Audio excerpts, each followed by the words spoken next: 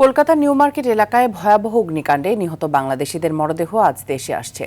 এর মধ্যে ৫ জনের মরদেহ বেনাপোল সীমান্ত দিয়ে এবং একজনের মরদেহ সাতক্ষীরার ভোমরা সীমান্ত দিয়ে দেশে পাঠানো হচ্ছে। প্রয়োজনীয় কাগজপত্র প্রশাসনিক আনুষ্ঠানিকতা শেষ করে মরদেহগুলো দেশে পাঠানোর কথা জানান সংশ্লিষ্টরা। বেনাপোল সীমান্ত দিয়ে কুষ্টিয়ার দেবাশিস দত্ত, আফসানা শিমিন, স্বর্ণশীষ দত্ত ও মোহাম্মদ আকরাম আলী এবং সাভারের আহমেদ বাবুর মরদেহ পাঠানো হচ্ছে। অন্যদিকে ভোমরা সীমান্ত দিয়ে দেশে আনা হচ্ছে সাতক্ষীরার SM আলিমুজ্জামানের মরদেহ। তবে নিহত রেবতী সরকারের মরদেহ বাংলাদেশে না এনে কলকাতাতেই শেষকৃত্য করার কথা জানিয়েছে পরিবার।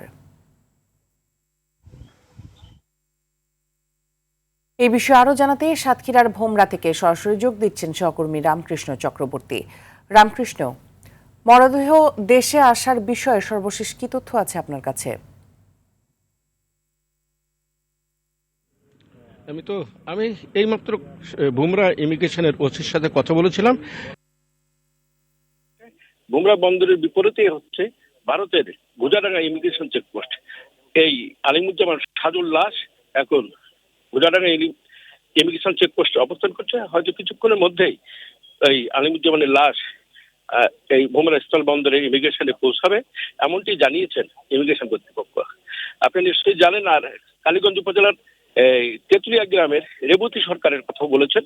এই রেবতী সরকার তিনিও কলকাতার হোটেলে অগ্নিদগ্ধ হয়ে মর্মান্তিক মৃত্যু হয়েছে। তার সন্তানরা ভারতে অবস্থান করায় তার লাশ গত রাতেই কলকাতার নিমতলা শ্মশানঘাটে দাফন করা হয়েছে, এমনটি জানিয়েছে তার প্রতিবেশীদের কাছ থেকে।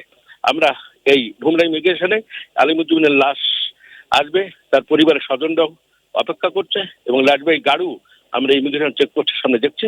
হয়তো কিছুক্ষণের মধ্যেই এই যে চিকিৎসার জন্য যিনি ভারতে যে মৃত্যুবরণ করেছে, এটা খুবই আমাদের জন্য দুর্ভাগ্যজনক। চিকিৎসা নীতি দিয়ে কোনো ব্যক্তি যে অগ্নিকাণ্ডের লাশ হয়ে ফেলবে, এটা সত্যি বেদনাদায়ক।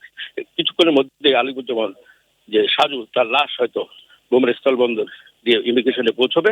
এটাই ছিল আমার কাছে ভোমরা থেকে সর্বশেষ। রামকৃষ্ণ, ধন্যবাদ আপনাকে।